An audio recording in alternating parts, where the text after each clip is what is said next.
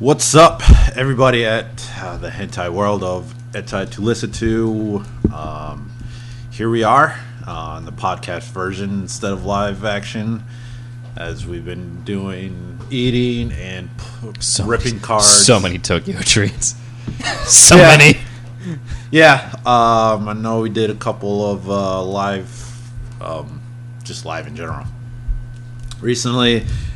As such, we get back on here, and like we said before, we'll do our top 10 of Doujin, our list. Me and Matt had a tough time of trying to figure out. There's so many. It's not like hentai where you're just like, whatever. This summer series is kind of similar to this, and so you just use the better looking one of the two. Yeah. So we'll get into that later. But first, another remake that is coming out. I know in the past we have, Spice and Wolf, Heroic Kenshin. What else was there that came out last couple of years? God, that one with like the girl in the like tiger leotard or whatever the fuck. Lum. Yeah. Something. Yeah, something. Lum. So once you hear that, another remake that's coming out is Ranma 1/2. I'm actually very excited for that. I watched Ranma 1/2 not too long ago, and I was like, this actually kind of holds up still for like a fun comedy gender bend thing. So yeah, I'm very excited. I would like to see, obviously I like the shenanigans that goes on with it. It's like, I remember I was watching it, I was like, this is so fucking specific. Like, how is this situation ever going to come up? And then I was like, oh, that's how it's always going to come up like every episode. So, hopefully there's a better ending than it had. God, I hope. I mean, sure, they did get married. I mean, the wedding did happen. Yeah, the wedding did happen. But I'm not sure it actually was official because, again, everybody who was everybody kind of messed it up in a funny comedic way. Obviously, because they had to. Yeah. So I would like to see like that, but without the, comedic ending. Like, get a good ending, maybe get a good epilogue, a few years down the line, him actually training his kid or whatever or whatnot. Mm-hmm. Similar to Kenshi, although there wasn't a wedding, but you did see him married and everything like that, and you saw his big giant forearms at the end, writing his book. As a personal, I would like to see more of Pan. Yeah. I thought she was the best girl. Oh, 100%. Even though, marriage-wise, yes, even though I had more hots to Shampoo. Yeah. I don't know why. I think at that time, even now, I'm still drawn to the blue hue, I should say, of hair color girls. Yeah. Who never win. Yeah. They never win. Yeah. Well, except... No, wait, no. I was going to say, wait. Oh, nope. Well, I mean, Sasami, but Tenchi... Funny story. I still can't believe Ryoko was the first one to get Tenchi's seed. Yeah. Hilarious. Even though Akane was the second one, and she was pregnant while still simultaneously taking care. Yeah. But yeah, that's just me. I'm very excited. Don't know when that is coming out. I think it just got announced, and I haven't heard anything as far as release date. My guess is probably 2025. Maybe. Yeah, I don't know. See, actually. Speaking of releases, or we'll get to that later. I was gonna. Yeah, we'll do summer preview after. Sure. So you haven't heard, Akihabara is on the decline, which is... I've heard that from some people, but I don't know like how it is though. I don't know. I mean, the article in itself is very specific, or not specific. It's like basically all the maid cafes are kind of going downhill. Now it's more pop-up shops and whatnot. Sure. Themed pop-up shops. What is the article? Hold on. Should have had it popped up, but I mean the link is there, but when you do it on yours, it doesn't come up for some reason. So article states the otaku culture of A-Town, considered by many by the global epic center of manga and anime, has been slowly fading away since 22, with the closure of iconic shops and maid cafes being replaced by pop-up themed cafes. I kind of wonder what that is. I mean, my guess is like anytime there's like a game event or an anime event, they just launch up a pop-up shop with shit themed for it, and then they just close down. It's gonna be my guess. JCast News reported on the changes of Akihabara and the decline of the otaku population. Since 22, there has been an increase in store closings and downsizing, changing the streetscape. I mean, there's got to be... I mean, just looking at pictures in general of there, I mean, I know there's, like, different ones for a whole building and everything. People who remember Akihabara has a symbol of the former electric town and otaku culture are leaving. The Gundam Cafe, Comic Toronara, Akihabara Sea, Yellow Submarine, Scale Shop, and Nuku no Mense. Jeez, I don't know why I want to put an A in there. Are just some of the iconic stores has been disappearing one after another. Yellow Submarine. Have you heard of that one? No, can't say I have. I don't think I've even seen a video on it from the travelers I watch. On the other hand, the number of concept cafes or pop-up themed cafe is increasing and replacing the maid cafes. That's a shame. So I'm just gonna be a dick and say it just sounds like maid cafes are closing and this guy is sad, and I'm just like, I don't give a fuck. Like, I'm sorry, maid cafes aren't that interesting. 219 A-Town concept cafes and bars are registered in the Kan Cafe Chan Kanto edition. Some guidebook, I'm guessing. I hope so. Maybe. When interviewed, Hiroshi Ryo, who studies subcultures and otaku consumer behavior at the NLI Research Institute, said, "I believe there's a trend of otaku movement away from Bara." Where?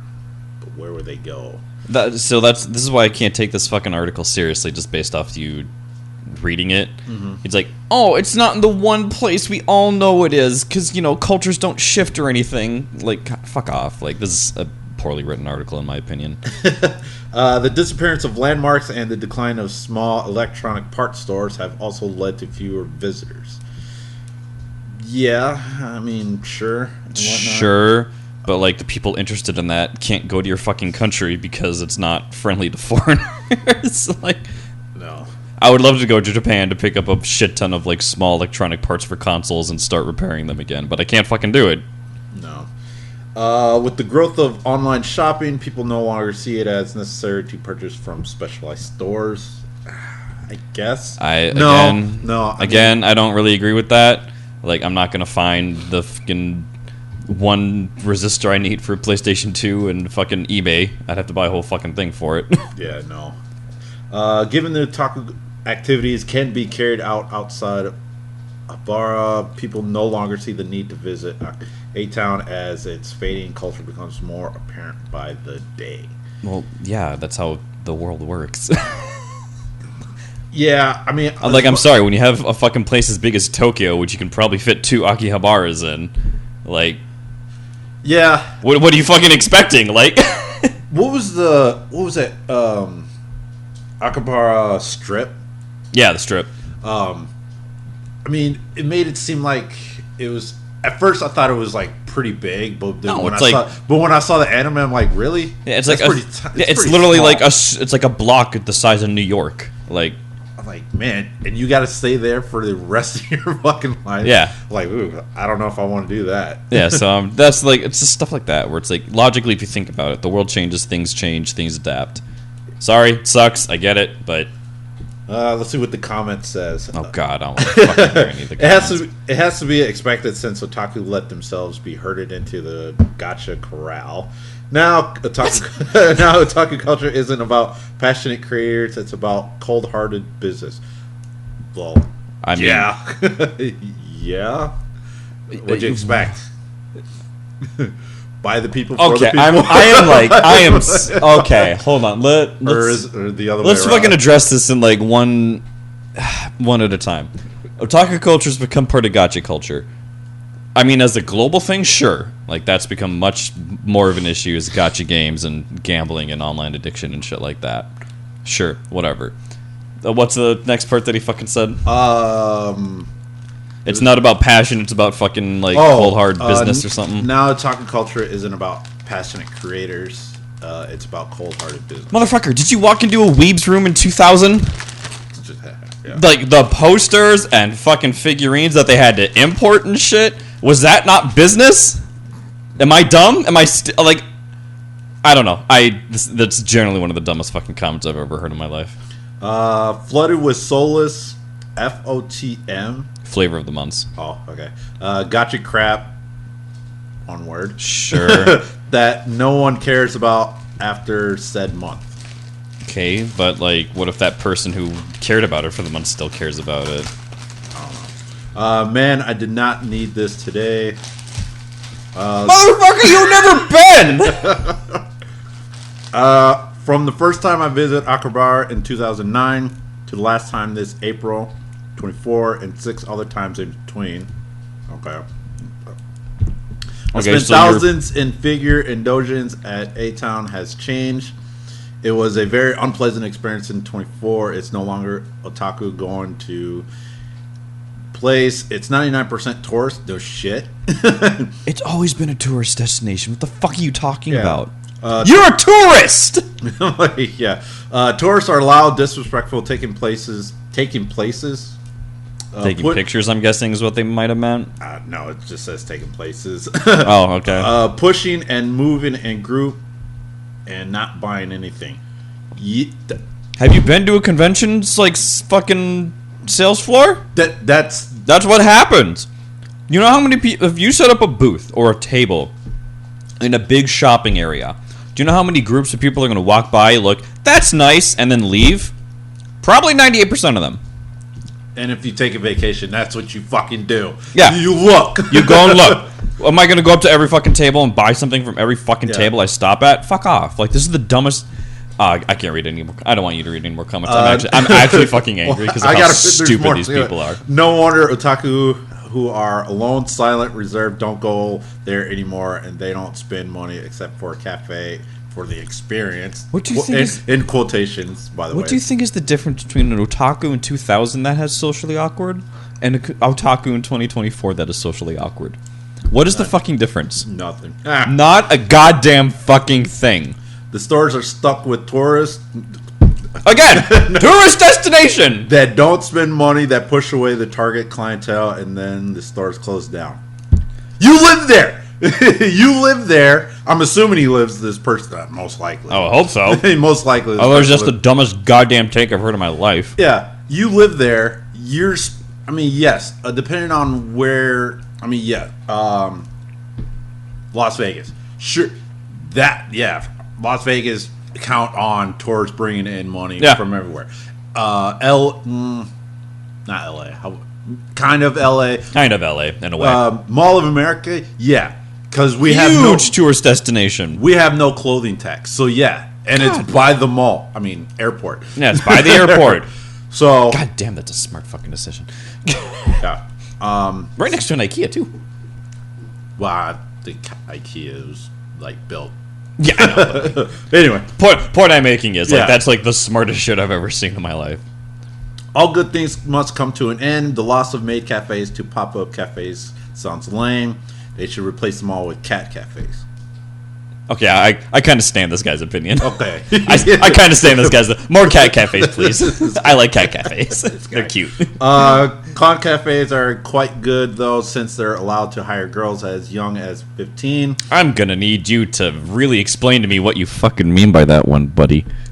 I think he I think I know what he means. Of course, the official, in quotes, service is just talking and drinking non-alcoholic for the underage girls, but it's easy to get the girls line. Oh, the actual line like WhatsApp. Yeah, I was gonna say, if anyone doesn't know, Line is like the huge social, like, or the texting and emailing platform that Japan uses. And take it from there to be, happy ending winky face emoji. I'm gonna need the FBI to take a look at this fucking comment, please. Yeah, what is the Japanese version of FBI? I don't. Of what? FBI. Of FBI? Oh, it's like the Bureau of something. Oh, God damn it, hold on. And now it's going to bother me. Because MI6 is the CIA version of British. The PSI, the Public Security Intelligence Agency. The more you know. Let's see. That's the most overdone goddamn animatic thing I've ever seen in my life. Well, shit, makes me happy. I did a pilgrimage to there, and when I had any money to my name. Loved every damn second I was there, but then again, I loved every second of being anywhere in a civilized country filled with actual real human beings instead of retarded scum and huge beach balls pretending to be humans with thoughts and feelings. What the fuck? Buddy, you sound like you weigh 400 pounds. You had to push up your glasses like.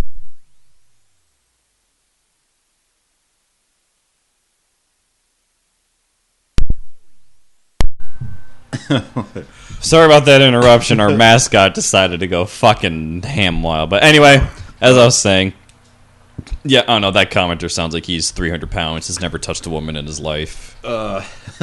Pushed his glasses up like 13 times. The otaku culture declines proportionally to see how deep Sony digs their greedy claws into it. Sony. Okay, like, I know I'm like a doomer when it comes to Sony purchasing Crunchyroll and everything, but like so far there hasn't been any overtly negative effects. So what the actual fuck are you talking about? Can you prove that? Or are you just saying bullshit because you want something to blame? Slowly but surely snuffing it out. With them owning the vast majority of the industry and anime becoming progressively more woke and mainstream as a result, they are essentially turning it into Hollywood of Japan and soon to be dead industry. I need you to fucking one, explain what woke is. Two, explain where you're getting any of this fucking evidence, dude. Any of it. How does fucking Sony look at Akihabara and go like, you know what? We're gonna shut that shit down. Generally the dumbest fucking human beings ever. Well, fuck. I had plans to visit in 2 years. First the Gundam, now this. Are they talking about the Gundam Cafe that was mentioned in the article? Maybe. Is the full size one still up, or did they? I don't know. I haven't heard any negative stuff about that. So now there's plenty of other things to do and see in Japan, but these were going to be the highlights of my trip.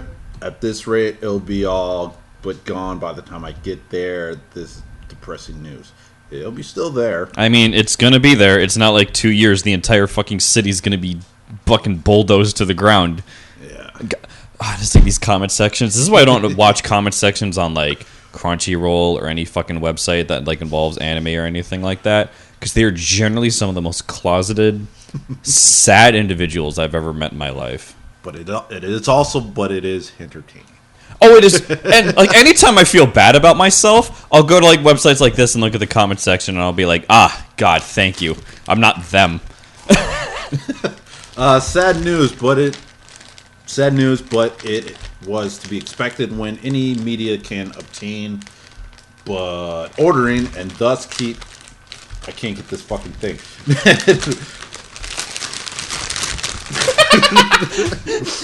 In his defense, it is a bag wrapped inside of a bag, and it's like 3 Twizzlers left, so it's not easy to grab.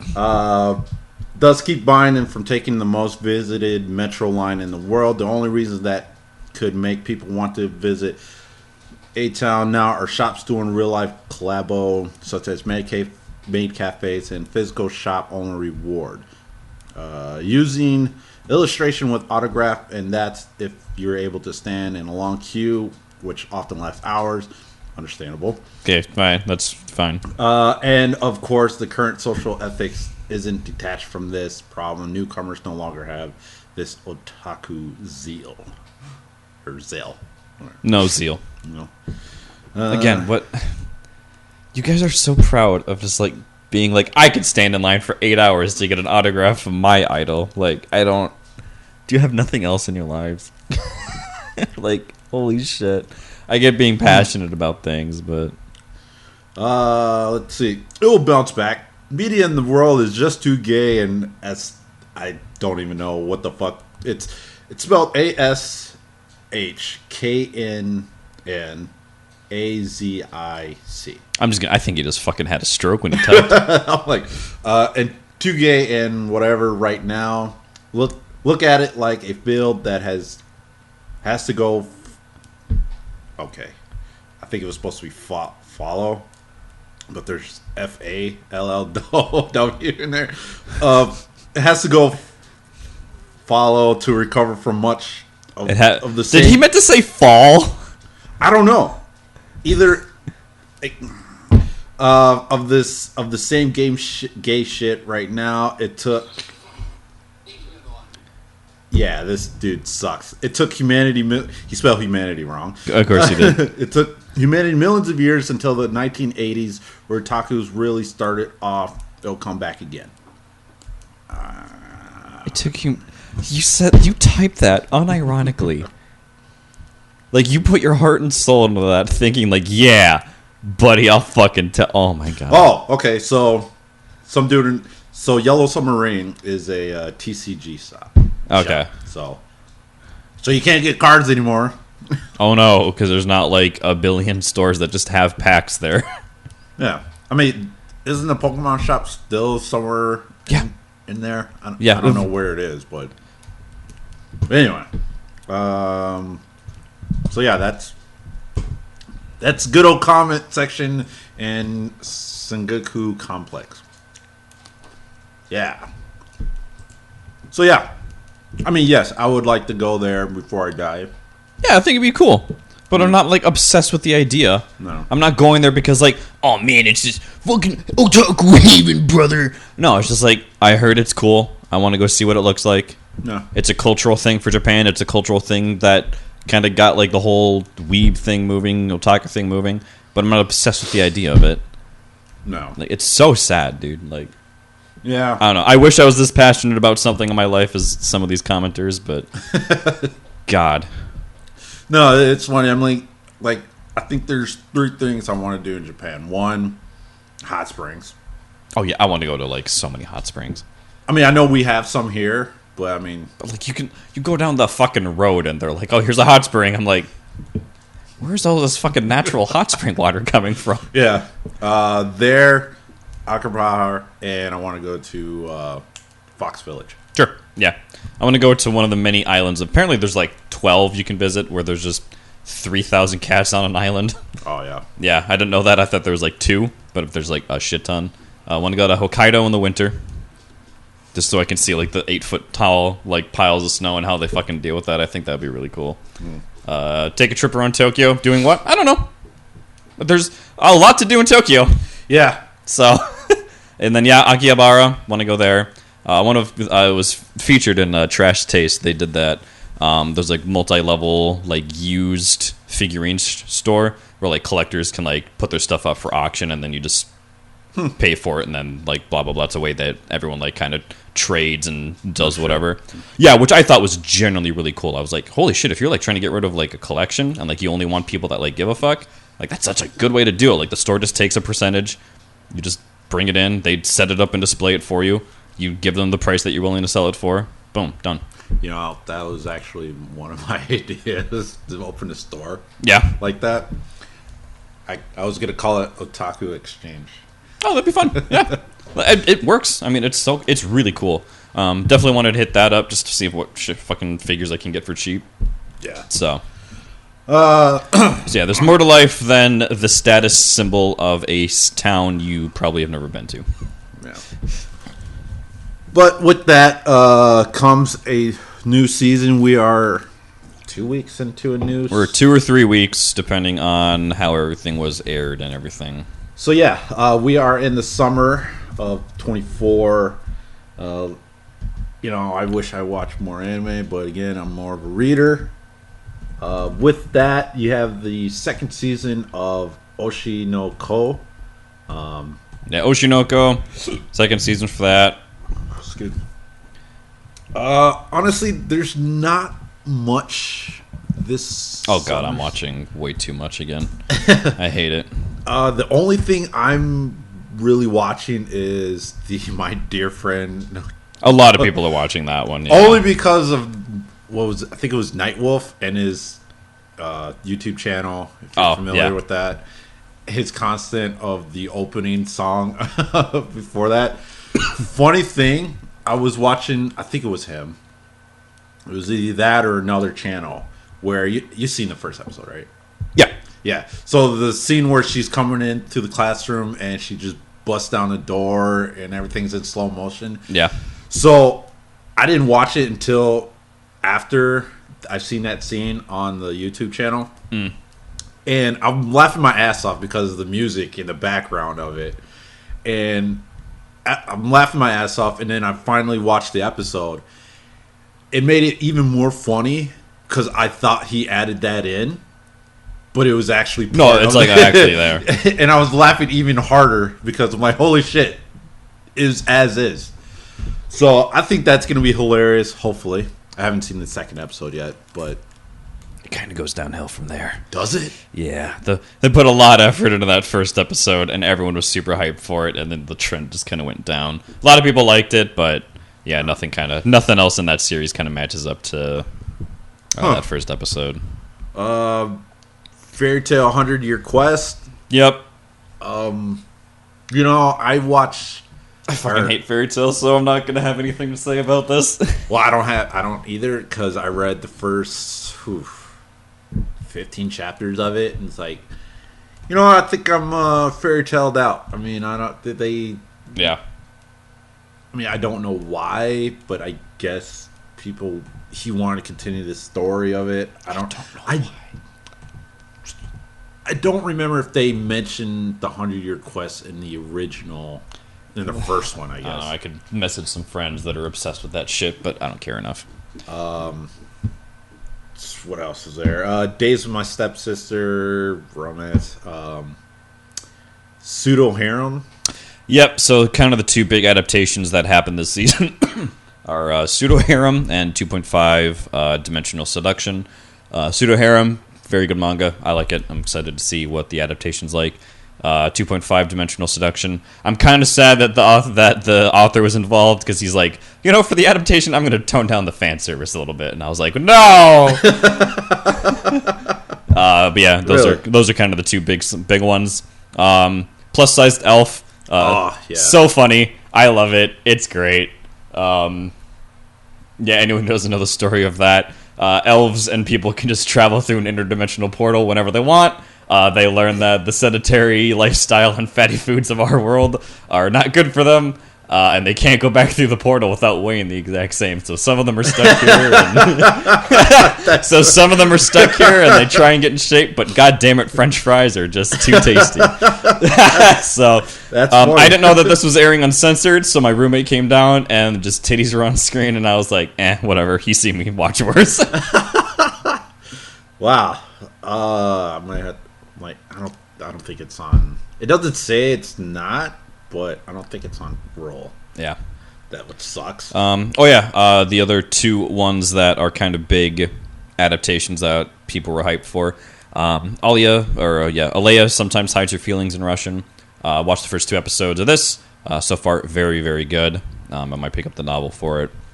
And then the other one is Too Many Losing Heroines. Because we're all so fucking sick of seeing the non-harem ending and everyone being sad at the end because the guy's a little bitch.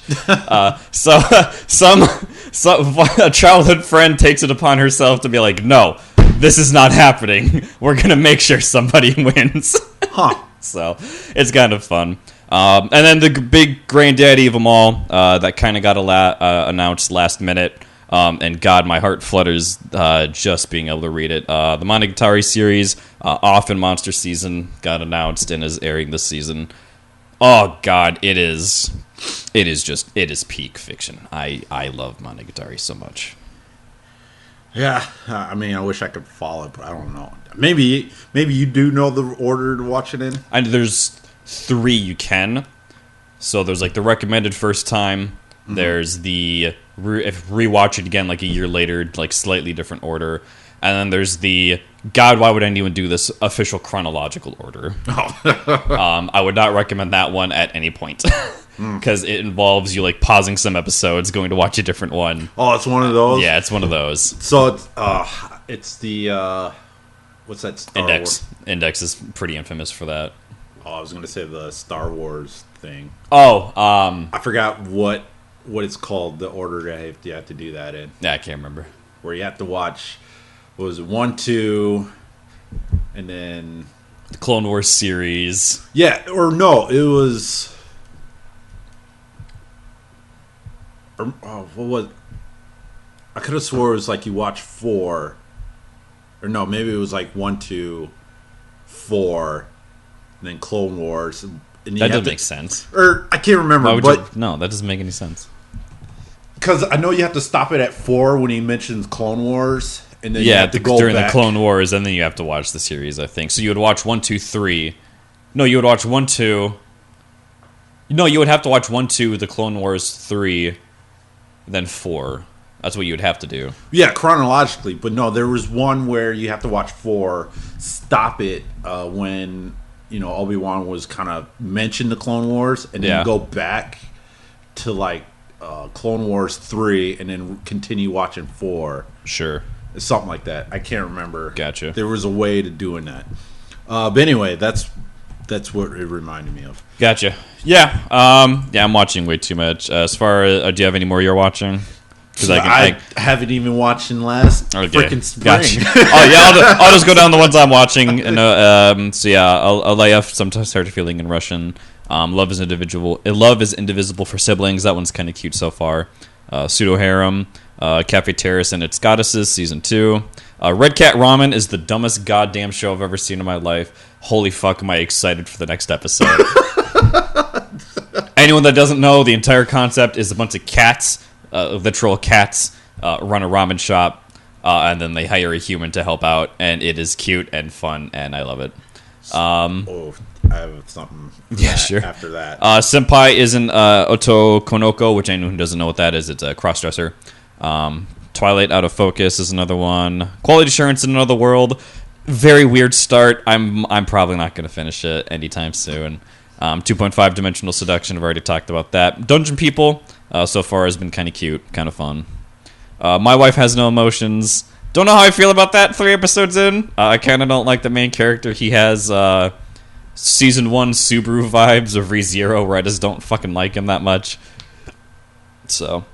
Dahlia and Bloom, it's another one. Too Many Losing Heroines, and then of course Monogatari, Off and Monster Season. So those are the ones on my list. I predict I'm probably going to drop about 4 of these. After what, episode 5? Or? I generally do about 3 or 4. Oh, okay. So speaking of cats, I kind of went into the later category. Sure. And there's a series coming out called. Hold on, I'm trying to find it. It's once I read the synopsis of it, I'm like, get the fuck out of here. And I'm surprised it's not considered comedy on it. Where the fuck is it? Give me a minute, folks. So it is called Night of the Living Cat. Yes, Night of the Living Cat. So the text is action, horror, supernatural, and suspense. So here's the synopsis of it. A virus spreads across the world, transforming all humankind into wild, slavery and furry beasts, cats. Yeah. To be precise. Those few survivors who remain human take refuge in the dark corners of the earth as they fight back against the feline horde. Kunagi, a man with no memory of his past, yet a deep knowledge of cats. Now, when I read that and I read the tags, I'm like, where's the fucking tag for comedy? This sounds like it will be hilarious. Now, I should look. Hopefully, there's a manga I can just get on this and start watching and reading. There's one that you should read. It's called The Walking Cat. It's The Walking Dead from the perspective of a cat. What? Yeah, it's great. I love it. So, I can't wait till this comes out. Oh, I'm so hyped. I am so fucking excited for it. Because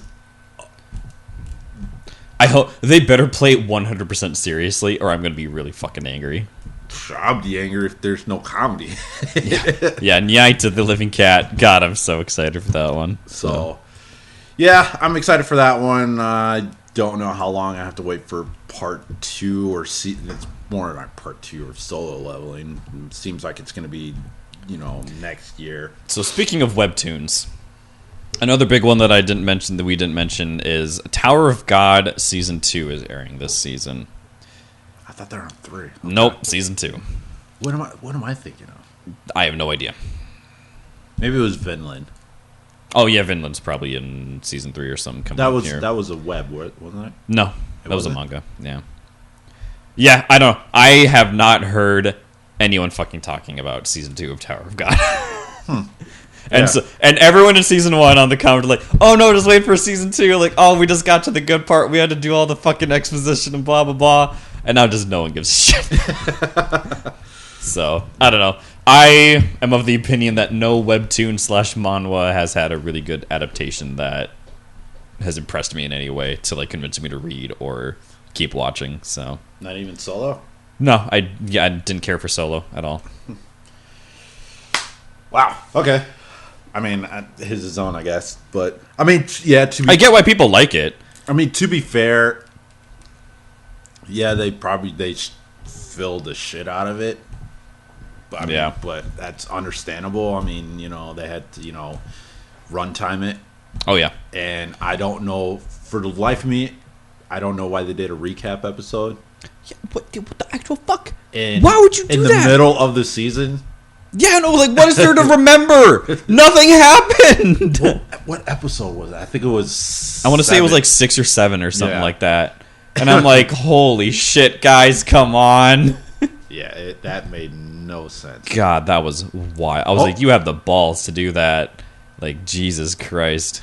Yeah, I mean, I would get it in, next part. Yeah, like episode 1 of Season 2. Then I'd be like, okay, sure. That makes sense why you're doing that. But, yeah, I don't know why they did that.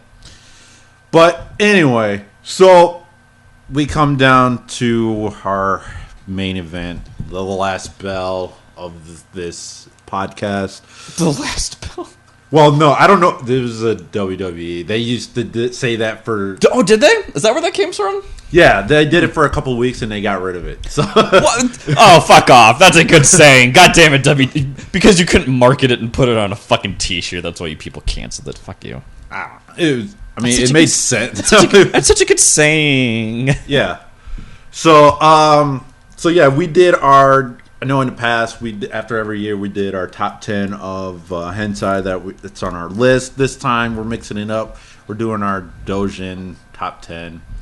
I know for me, mine is not in any order because it's very hard. Yeah, it's kind of fucking hard. It's kind of hard. And stayed up to like 2 ordering this shit yesterday. Just had to transfer it to a different document.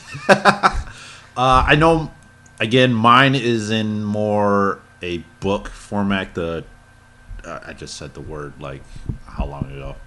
Oh, Tanboken. Yeah, Tanboken or some Tanboken. Basically, it's the whole freaking kind of like an anthology type thing, is how most people would. Or ambius, or however you want to call it. So, is yours the same way, or you just have mix? Nope, I have mine actually in like a top 10 order. So the way my list works is that it's the series as a whole rather than just like an individual one. So Yeah, I have one on here where it's two full fucking books of the same. Yeah, Story. some of my shit's like actually 3. I think. Yeah, some of my shit's like 8 chapters long with like 60 pages each. So I'm like, Jesus Christ. I'm like which one do I pick from that? And then I was like, I'm just gonna put the fucking series on here as like the top whatever. So okay, and I originally had 15. So I'll save the ones that do that list. do your honorable mentions first. Okay, so my honorable mention is Double Helix of her and the older sister. Okay. That story is basically about. So if you love glasses, this is for you. Oh yeah, 100%. I believe this is the one where they literally change their appearance when they take their glasses off or put them on. Something like that. I can't remember because there was like a one shot where the brother puts on glasses and his image completely changed as well. I can't remember if this is it. It's been a while since I read it. But I scrolled through it. I still couldn't find it. But anyway, that one for sure. If you you have a glasses fetish. Yep. The next one is Brandish. Oh, Brandish. Yeah, I know that one. Very good. It's about 12 volumes long. I think we did a review on it. It was only 2 episodes long, but again, like I said, this is a 12-volume series. Yeah. Probably one of the longest ones I have read, and I don't know if 12 was the final one. I don't remember. I don't remember either. But it's basically a succubi chasing the hero, and every time... because I know he transformed into like his quote-unquote adult form and kind of punish her. But the series is straight up hilarious. Oh, it's so funny. God damn. He's like, no, I'm the hero and I will knock you. Oh, no. And then, of course, it turns right around the succubus is like, I'm not going to lose to him. And then they both end up losing. And it's hilarious. Yeah. I love the whole, like, I'm a proud succubus. I'll never fall to you. And then bullshit happens. So Brandish is great. I love Brandish. Yeah. Next one is Yellow Pop. It's a story revolving around a, fox deity who moves in with, a human, and they live like a newlywed wife. Yep. Or newlywed wife. Or wife. They're a newlywed couple. Next one is Human Lovers Committee. That one I'm not familiar with. This one is, if you like furry on human action, it's pretty good. Sure. Once said furry have sex with the humans. Remind me to put him through some vocal warm up. Hey, I don't need no brown cow jump over the brown couch, whatever the fuck it is. See, I don't know what it is. Brown cow. But yeah, once the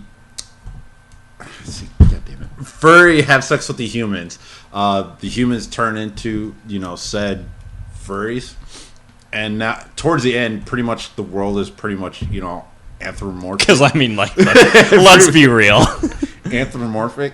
So it's pretty good. And the one I'm currently reading now, I know I've read it in the past, and like I started from 1 and I'm working backward or forward, sure, however we want to say. Next one is Nukuyoku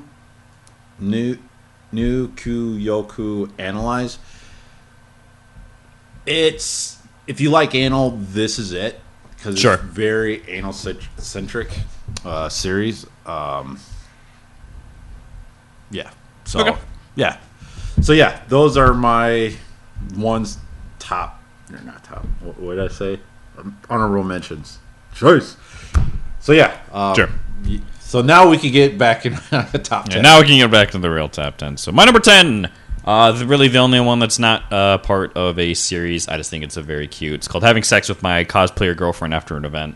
I don't think I need to explain any more of what happens.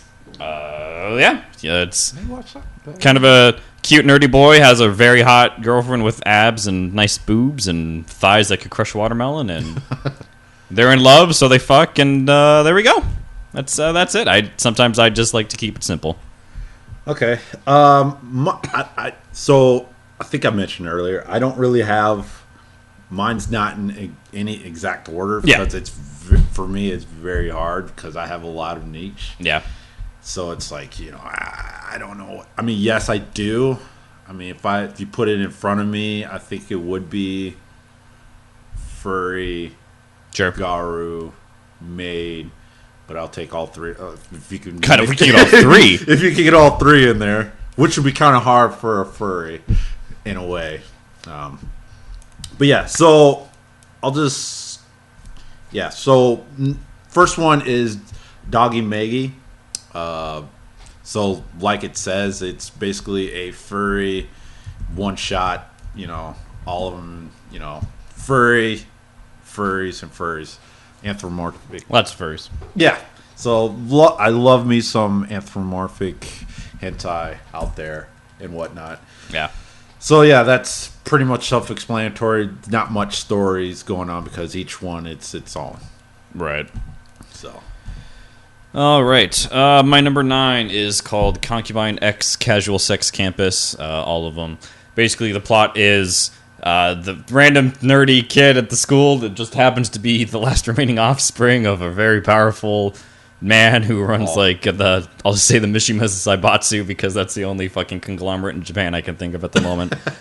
And of course, the rules of the school is, if you're a female, then they have to do whatever you say. And it's just his debaucheric tales of picking up random hot girls that he enjoys and sexing them. So what's it called again? It is, the exact wording is called Concubine X Casual Sex Campus. I think I read that one. You probably did. Probably. All right. My next one is Succubi Supporter. Is it on your It's list? on my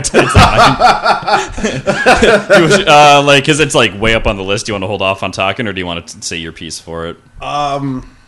Like the synopsis of it? Just whatever you want to say about it. Do you want to wait and we talk about it together? Or? Sure. Okay, sounds good. All right, so that's very funny. All right, crap, did I not copy the English of this one, or does it not have one? Okay, number 8 for me is called the Perverted Public Morals Committee Members' Naughty Request. So, the morally superior public school committee is like, hey, don't do the immoral things. And then, they end up being the most perverted out of all of them. Yeah. Somehow, her sister gets involved. She gets corrupted, and it's kind of a wholesome little threesome between the three of them, in a way. And then the mother gets involved because she's like, I know you guys have been fucking in my house. She's like, I have to make sure he's good enough for you. And, then they fuck, and it's a weird little incestuous relationship between all of them, and it's fine. We ignore that part. And then Chapter 7 dropped, and then they're like, oh, yeah, you can come over and fuck all three of us at the same time. Dad's going to be gone. Oh, but he did request that we put cameras up, because he's, kind of into this. But he's, doesn't want to see his, daughters act like whores, and I'm like, bud. Damn paradoxes. So yeah, it's I like stories that are ridiculous and over the top and don't try to explain anything. They just kind of lead into the ridiculousness of the situation. So that's fun for me. All right. My next one is dang it. Hold on. I'm trying to. I just had it. It's written there, but there's. Mm-hmm. I'm trying to find the synopsis of it. I just looked it up, and okay. I just had to see the cover of it. Okay, my next one is Toshi Densetsu. Bitch. Bitch. There's no comma in there. There's no comma there. I was gonna be like, you just turned into Tommy Wiseau there for a second. Bitch. So this one is a monster girl type thing. Sure. But more in a supernatural. So you got the, toilet Hanaku. Yeah, toilet bound, whatever the fuck. Yeah, you have the toilet bound girl, you have the sundress tall 7-foot lady in there. Mm-hmm. All these, and So, because I know in the past there was the horror version of the tall lady, but this one's more The horror version. yeah. If you read the horror version, Yeah. that one's nuts. But this one's It's kind of fucked up. It is. But this one's more of the vanilla type version of it. Sure. A lot of. Oh. What the fuck was that? I have no idea what that was. So yeah, this one's the supernatural stories, and surprising enough, they're all friends. Yeah. and they're just going. They're I talking stories. love when they do shit like that. It's so fucking and they're funny. giving stories and whatnot, and what they've been doing with. And most of all of them, majority of them, it's like Shota's, except for the toilet bound one. Yep. Because that one, she's like progressively getting older. Mm-hmm. For more time, she gets semen in her, and then after a while, she just avert all that energy, and she's back to a kid. Yeah. But yeah, this one's pretty good because I like the supernatural, monster girl type stuff. So yeah, Sweet. All right, where is my next one? All right, yeah, this one is called Incubus ka Shita Origa JK Aita ni Gyakushu. Basically, guys at a all-girls school, because why wouldn't he be? They all fucking hate him because he's poor and a guy. And then he finds the one book in the library that'll solve all his problems, and he performs the ritual. And then he becomes an incubus, so then all those bully women, he gets to bully right back with his penis. Is he a teacher? Or? No, he's just some student. Yeah. Huh.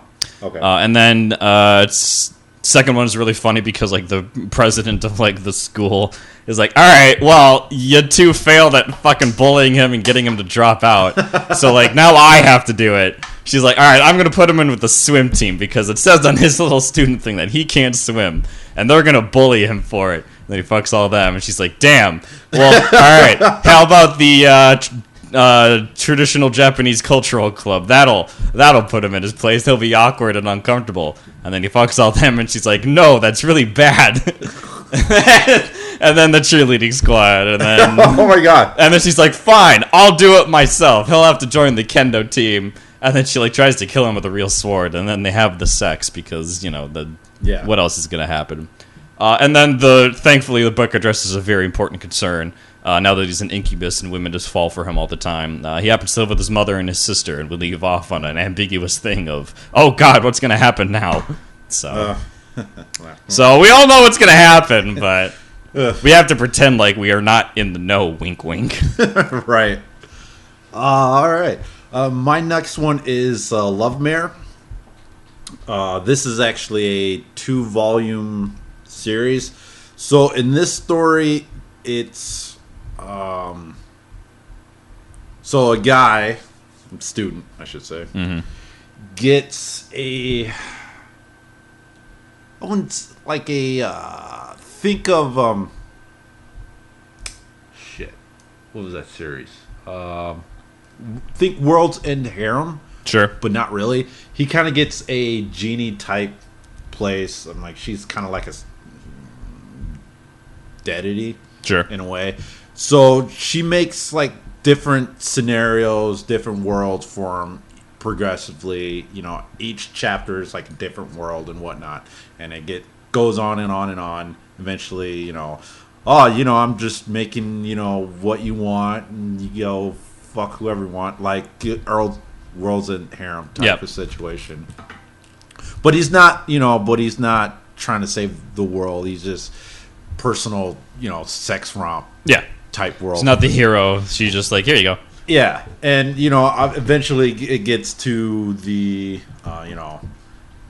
thanks for all this fucking, but I think you've been here, since day one.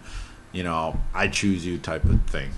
But the scenarios in itself in each chapter is pretty good, especially for the, each chapter is almost like orgy, basically.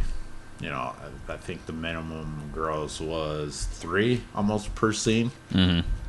So yeah, Love Mare is pretty good. It's the same author that gave you the, I can't think of the name, but it was the one where the brother had all those sisters, and he's banging them at the waterfall. Oh, downstairs. I think I remember that one. Yeah, it's the same author of that. Gotcha.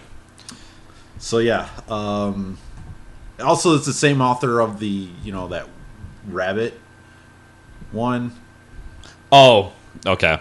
I think I know what you're talking about. Yeah. All right. So number 6, we have a Fella Pure. This is by the same person that made the Succubus Supporter one. He is very good at drawing very specific scenes, mostly fellatio and blowjobs. Yeah. God, he's very good at it. Two high schoolers, brother and sister, because they have to be related for some fucking reason. She's the star of the school and pure and innocent in everyone's eyes. And my favorite opening line to any goddamn manga or show is they're like, "Oh, what's your favorite food?" And she's like, "I kind of like thick wieners." And they're like, "Oh, you like hot dogs and shit." And she's, okay. And she's just like, "Yeah, okay, I know. Sure." And then goes home, and her primary hobby is just sucking her brother's dick, just constantly. That's what she loves to do. That's what turns her on the most.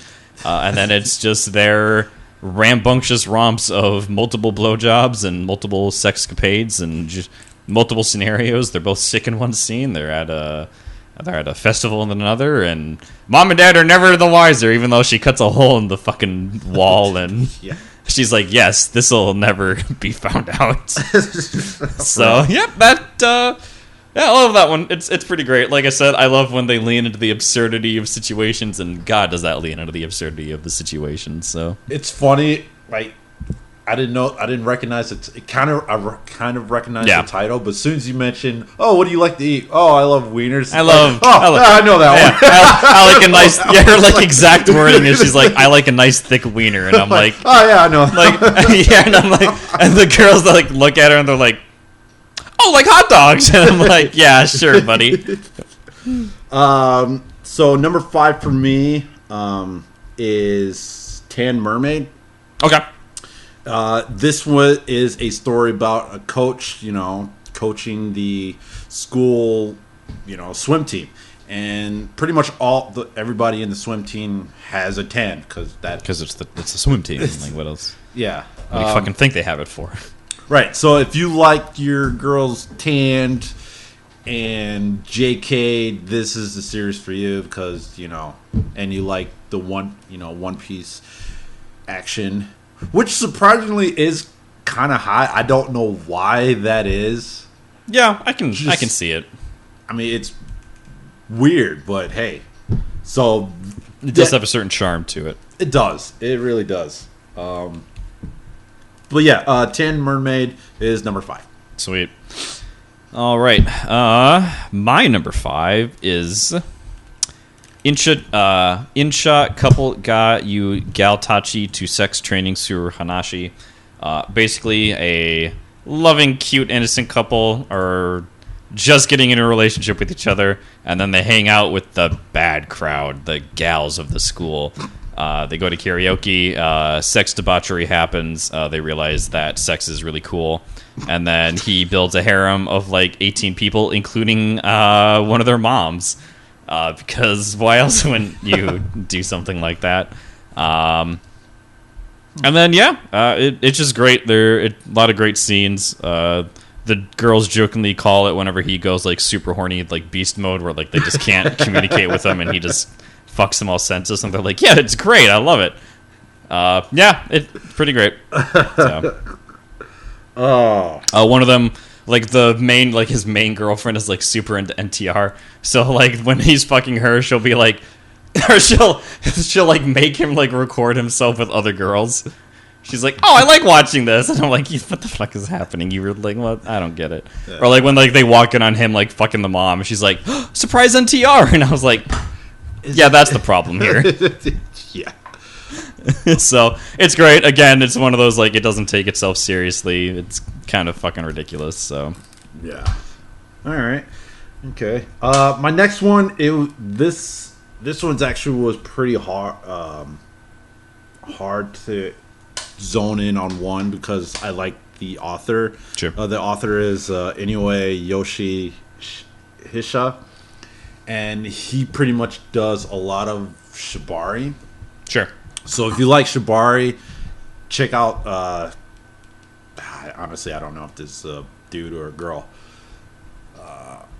Man, I found most BDSM or like stuff like that tends to be written by women, so and I don't know why. So yeah, but the one I did was Escape Creator.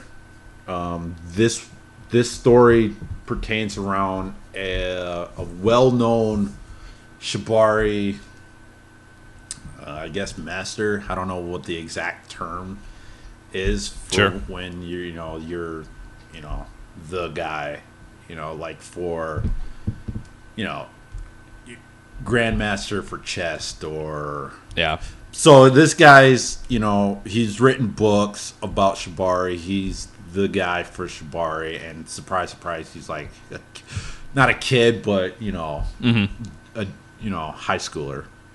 And yeah, so each chapter is basically taking certain people within the school, tying them up so they could get all loose and relaxed for whether it's the track star getting tied up so she can win the national, record or whatnot, what have you. It's pretty good. Like I said, for if you love Shibari, this is definitely a good series to read, Sure. or any other of this person's, work. Because there's the one where it was either this or another one where it was a continuation of another story. And it's kind of like have you ever read the story of Momotaro? No, not to the point where I remember it. So Momotaro was the Peach Boy. Oh, okay. Yeah. Yeah, so there's 3 girls, one was a tiger and everything like that. Yep. So the main woman in this one, in order for her to transform, she had to get tied up and get whipped by like Ninetales in order to transform. Okay, actually, this is all kind of coming back to me now. I might be familiar with this. So yeah, it was between that story and this one. Sure. So although they're both excellent, I had to go with the Escape Creator as the overall of this artist. Yep. Gotcha. All right. My number 4 is my roommates are way too lewd, living in a one-room apartment with 2 perverted sisters. Again, it's very self-explanatory. Mom and dad get remarried. They're like, oh, you guys are going to live together. And he's like, but I live in a one-bedroom apartment. They're like, you'll make it work. It's a great bonding experience. And, the guy's got a 5-foot dick, and the girls are very interested in sex because their mom is a porn star. And wouldn't you know it, his favorite porn star just happens to be the mother of the 2 sisters moving in. God, wow, would you look at that? And then, so then they're like, we're not like our mother. And then he's like, well, you guys could be like your mother. Like, I don't know. They're like, no, we don't want to be like that. And they're like, oh, well, maybe we are like that. They catch him changing a couple times. He catches them changing a couple of times. And then the sex happens. And that's pretty much what it boils down to. It's really a fucking hilarious situation. How many chapters? I love. It's 1 chapter, but it's like 60 pages or something like that. Oh, okay. So I hope they continue it more, so that the mom gets involved, because that's the inevitable next step in this situation. So is it new? Kinda. I think it came out like 2 years ago. Oh, so okay. Yeah, it's so funny. They're like she used to like watch porn together, and it just happens to be one with their mom in it, and I'm like, what the fuck is happening? Why? So it absolutely doesn't take itself seriously. I love it. Like, they're fucking in the middle of the hallway, and they're like, then one of the sister comes home who's like obsessed with the idea of sex, but like her boyfriend sucks at it. So then she's like, all right, well, like, whatever. I guess I'll never be satisfied like my mom has in the porn video. Then they're fucking in the hallway, and they're like, oh, hey, how you doing? Yeah, dinner will be ready soon. Like, just go, like, wait over there. And then she's like, She was kind of getting raw dogged in the hallway, and she looked like she was really enjoying it. Just like how my mom looks like she's really enjoying it. Maybe I could have the sex. And then they have the sex. So it's so dumb. I fucking love it. All right. So my next one is JC Itchy. Now, this creator, I don't have the author's name on it, Sure. but there's another one where the story in itself is hilarious. Not the one on my list, but the other one. It's the ending of it in itself. So the story of that one goes. So his dad is elsewhere. It's like, oh, your dad, mom's talking to his dad. I'm like, oh man, your dad is like so great and everything. Not talking about sex, but just in general, adult person. There's like, oh, I sure do respect your dad as a human being. But and then he's like, and the story progresses where he's building his harem, and I think it goes into some weird supernatural ordeal. And the last chapter of it, he transformed into, basically he looks like Darkshine at the end. At the end of it. Sure. And they show a picture of his dad, and sure enough, he looks like Darkshine. Nice. And everything like that. It's like, oh, man. Oh, you just look like your father and everything. Your father and everything. Just like your dad. And, yeah, they paint the last panel is like him looking like Darkshine. It's fucking hilarious. That's pretty good. But no, this one is called J.C. Itchy. The story goes where the main guy is a college student who is moonlighting as a tutor to a middle schooler. Sure. I think that's what JC is. Anyway, because I know there's JK. Yeah, there's like JK, JC, or something like that. And and her friend's like, can we come along because we need help and everything like that. And sure enough, somehow a question pops up. It's like, do you have a girlfriend? No, but I have like X amount of sex friends. And they're like blown away. They're like, and they're blown like, what, do you have sex friends? I didn't know that's a thing. And all of a sudden he just like makes out with them, just bangs them one after the other. And then next day it's like, well, my tutor's coming back. It's like, Can we come over again? And it's like and it's basically progressed of gaining 3 more of him gaining more sex friends. Yeah. But yeah, it's a good story. I like the author because it's the same dude of the one, like I just mentioned, that same guy who did the yearbook committee one. Oh, the yearbook committee one. Okay. Where going around taking pictures of the seniors graduating, but it turned out it was like a sex it's trafficking. like a weird sex thing. Yeah. And then the last match was the wrestling. Somehow he wins a wrestling match. Yeah, I was like, I don't fucking against get this it. big giant dude who's a national wrestler. And he eventually becomes the president. Yeah, God, it's so weird, dude. But, I mean, that story in itself, just thinking out loud how it was, I'm like, now I think about it, that was a pretty good story. Yeah. But this one just made my list because I didn't think about that one. But, yeah, J.C. Itchy is pretty good. Sounds good. All right, I think we're on my number 3, which is one pretty basically title called Sex Friend. There's like 5 or 6 in this series or something like that. Basically what happens is guy meets girl, they kind of just little sex buddies, they're not like in a relationship, or at least they never admit to it. And then the kicker of the story is the main character has a guy friend who has a girlfriend. So the guys make a bet, they lose, and he's like, oh, well, I'm going to have sex with your girlfriend, and like that's going to be your punishment for like losing this bet. So shit happens, they all have sex, she's like, wait, you're so much better than my boyfriend, and then things happen. Like a couple chapters later, he cheats on her. So the friend of the main guy who doesn't have like an 18-inch cock, and then she's like, "I'm gonna get back at you. I'm gonna go have sex with your friend again." And I was like, I don't really know if it's getting back at him because he already did the anyway. Point being, so they fuck, and he's like super mad about the whole thing, and it's just this ridiculous like concept of them banging constantly, them like sending the video to the guy, him getting really mad about the situation, but then he just gets like blown for like 5 minutes, and then he's like happy, and he's like, "Yep, this is equal treatment." I was like, this is the dumbest shit ever. And like he's like, and like the entire premise is like the guy who like is like getting cucked all the time. He's like a trust fund baby. He's like worth millions when his parents dies. He has everything handed to him. Like his life doesn't suck. So like this is the one way his friend can like get back at him constantly through like fucking his girlfriend. It's just ridiculous. I love it. It's so funny. All right.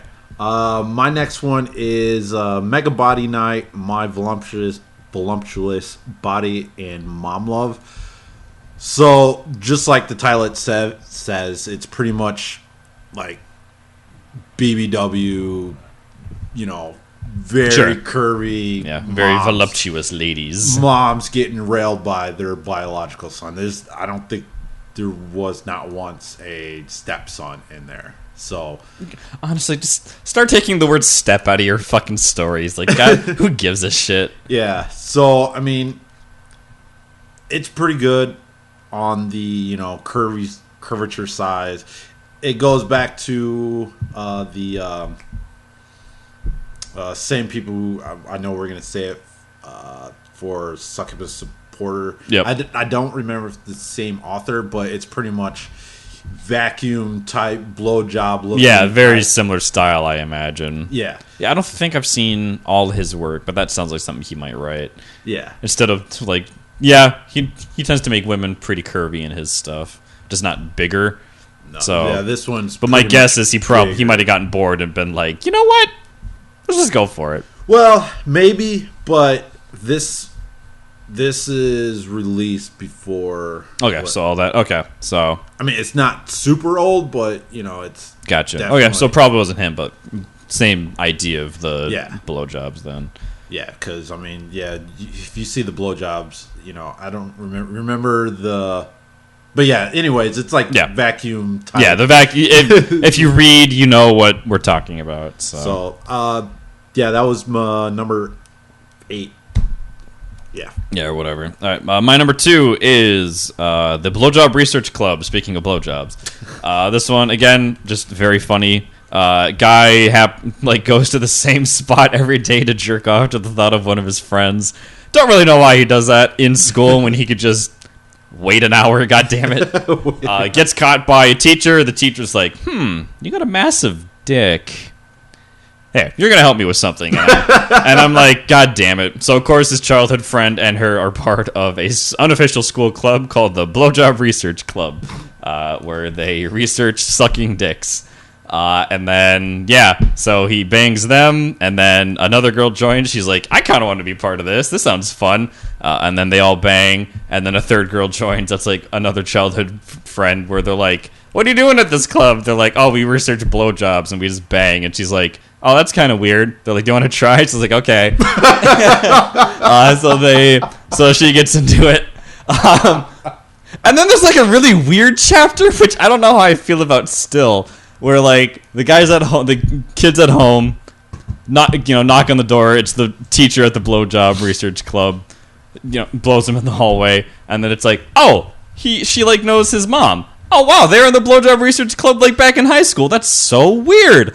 We should blow my son. And then they, have the sex with the son, and the weird shit happens. And they're like, wow, you really inherited your father's genes. And I was like, I don't think he wants to know any of that. So then they do the sex. And then they go to some like secluded summer house because one of the girls is rich. Because, of course, there is. It's a sanctioned research getaway. And then they have like 2 scenes of like them being like, I know you like banging all the girls in this club, but you're my number one. They're like, oh, that's cute, but we're gonna keep all getting banged at the end. So yeah, it's funny. It's always the summer home, and it's like it doesn't make any sense to you when people like dress up in lingerie and like the show and like the chapters, and they're like, oh yeah, now we're all in our swimsuits, and I was like, can we go back to the other thing? Like these are just bikinis. Like I've seen these before. Yeah. So, but yeah, it's hilarious. So, okay. My next one is Love and Devil. This is a 3-volume series. It involves a devil who comes in contact with a guy who's kind of getting in fight with his childhood friend, like Tsundere, childhood friend. And the childhood friend also gets kind of jealous of the devil because she's getting railed and she's not. And then eventually turns into a threesome and doesn't turn into a threesome. It's good. Good love story. Good vanilla. Not too vanilla, but vanilla. Right. But yeah, like, because love's in the title, you gotta keep it, They've got to keep it love. But it's a good series. I liked it. Just enough to obviously make my top 10 list of all the pages I've read and everything like that. Sure. Although there was a lot going on, I did make this list last night. So not enough time to actual full. Because I'm pretty sure if we do this again next year, it might fall. Oh, it's going to, yeah. It's going to change 100%. Shit comes out so rapidly, in my opinion, changes. And this is only going through, like, my first, like, 250 bookmarks of shit where I'm like, I think I have a solid top 10. If I really wanted to, I'd probably spend a couple of days, like, going through everything, rereading some stuff. So. Yeah. So yeah, Love and Devil. Yeah, all right. But we're back to my number one. We mentioned it before. It is Succubi Supporter. The quick rundown of the story is, man is feeling lost in the world. He's like, man, I kind of want to help people in society and the world, and I just don't know how to do that. Gets, accosted by two very beautiful ladies, and they're like, well, we can't, like, help you, like, do real work, but do you want to, like, help the succubi in the world? And he's like, well, like, how would I do that? They're like, thank you for asking. So anyone who doesn't know, in this world, succubuses are just a thing that exists. They're everywhere. People know about them. And then this is, like, he is, like, one of the last few pure-blooded humans. Like, he is 100% human. Everyone else is, like, 99% human or some bullshit like that. Yeah, it's like the gene pool has been diluted so that way, like, some part of you has succubi blood in you at one point. Does it affect your everyday life? We never know because they never mention that, but it doesn't matter. So they're like, and he's like, well, okay, sure, I'll go and help you. Does the sex with those two, and then it just gets ludicrouser and ludicrouser from there. They have, like, a succubi meetup. Oh my god, that's which is best so funny. I love it so much. Obviously, a lot of ladies show up to this event. They stick his dick through a hole, and they're like, they're just gonna have some fun. And he's like, don't I have any say in this? And they're like, no. No. Like, by the way, your dick's all over the internet.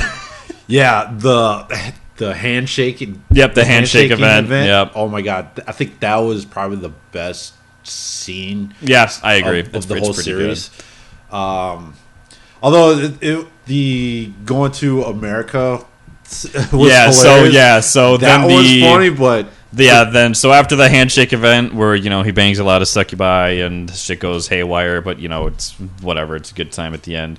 The mother gets involved, who for some reason is a lolly. You don't really quite understand that, and she's like, I'm more experienced than my two daughters who for some reason can't handle you.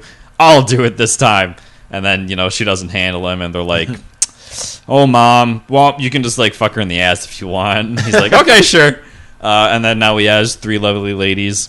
And then the chapter after that, he wakes up in America, like, because they didn't really tell him what the whole plan was. So there's, like, some kind of, like, succubi council or something like that. What was it? It was... Or, like, committee or some bullshit like that. No, it was kind of like a relation, because... Yeah, they're building relationship with... America. This other important group of succubi. Yeah, because they represent Japan and this lady represents, like, America or, like, the international communications or whatever the fuck. So they send him as a goodwill offer and a good gift. In a fucking box. In a naked. Literal box. Like, he is buck naked.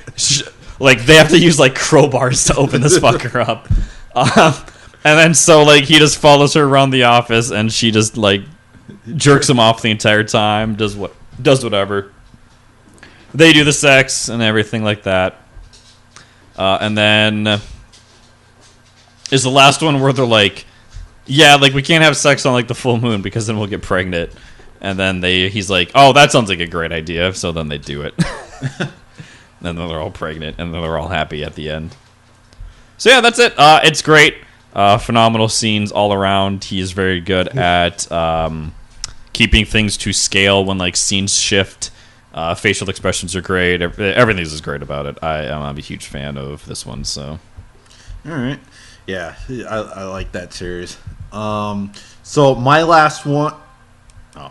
My last one is Mesuki Daishuki. This one is a trap series. Sure. So I actually own the book. I had to look up the actual fucking title because the individual chapters is on the site I actually read, but it's not in Omnius. Yeah.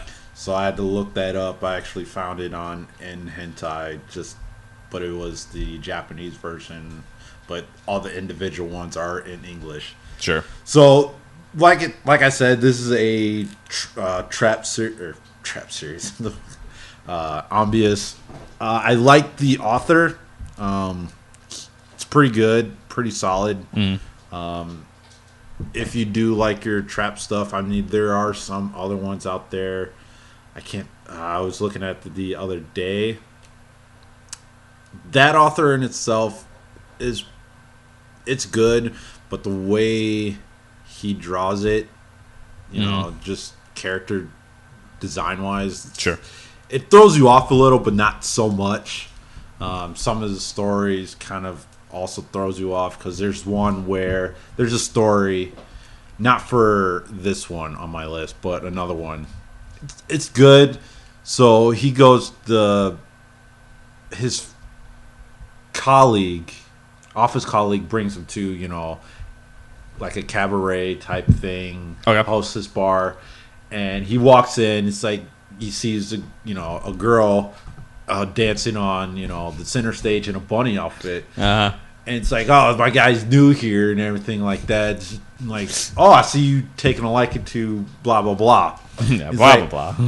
And it's like, yeah, you know, you can do whatever you want. Obviously, sexual interaction, you know, sex is not a thing, but, you know, it's like, you know, oh man, you're so cute. I'm like, wait, you're a dude. You're yeah, a I'm dude. a dude. All right, sure. It's like, yeah, oh, you haven't fucked yet? What the fuck? And it's like, we can't have sex, but you can come back to my place and have sex. I'm like, yeah, okay. Sure. And it turns out, you know, the cabaret dancer has breast milk, and I'm like, if my little brother finds out, he'll get jealous. And sure enough, the little brother wakes up, get jealous, and they have a pseudo threesome. And the last chapter of God. it, and the last chapter is the office worker is now living with the cabaret dancer and also producing milk for, you know, the cabaret. Yeah, so that's what I said. Like, you have some questionable. I feel stories. I feel like that's Scott the Wasp beam where he holds up a like fucking little pamphlet of like how to have sex, and it's like, did I miss a step? or that one painting is like. I don't know who that is. I don't know what it's called, but god damn it, it's so fucking funny. I can't believe that's an actual fucking real painting. Yeah, 100%. It's so good. But yeah, like I said, he has some questionable stories, unlike the person on my list. Because this one, it's like, yes, most of the stories is like, you know, holy shit, you're a trap. Whatever. Sure, why not? You know, I would like to see a straight up stories where I know for sure. Well, actually, take that back. There are some stories like where it's like, why are you dressed like that? You know what? You look like a girl. I'm gonna fuck you anyways, type of thing. Oh yeah, I've seen quite a few of those. But this one, you know, I like his drawing. Like I said, I like the drawing style. I like the I stories. was trying to figure out the obsession with the fucking lactation part. Like that's the one part I don't get. know. That once I got to that part, it just straight up lost me. Yeah. It's like, man, I was into this, but now you're like living together, and now you're lactating. It's like, you disgust me. Rock hard. You disgust me. Now, if you need me, I'll be in the other room. Turns left. But yeah, that's pretty good. That's my final of my top 10 of Doujins. Yep. Like I said earlier, if I actually... Yeah, if I I mean, like, probably two of mine would probably stay. The Succubi one and probably the Research Club. Yeah. But everything else has a high chance of shifting or just not being on the list. Because, like I said, out of like the 500 or some I've bookmarked across websites, I like went through like 200 of them maybe, and I just happened to hit all those. Yeah. So, yeah, same here. Because I'm pretty sure Doggy Maggie will stay there. Yeah. Succubi Supporter will probably stay. I mean, there's so many Garu. so many Garu ones. Yeah, I mean, I know for sure 2 of them will make the list. Yeah. But I mean, there's not many obvious of it. I mean, unless you want to count the Itchy series, even though it's not, a hentai. Mm-hmm.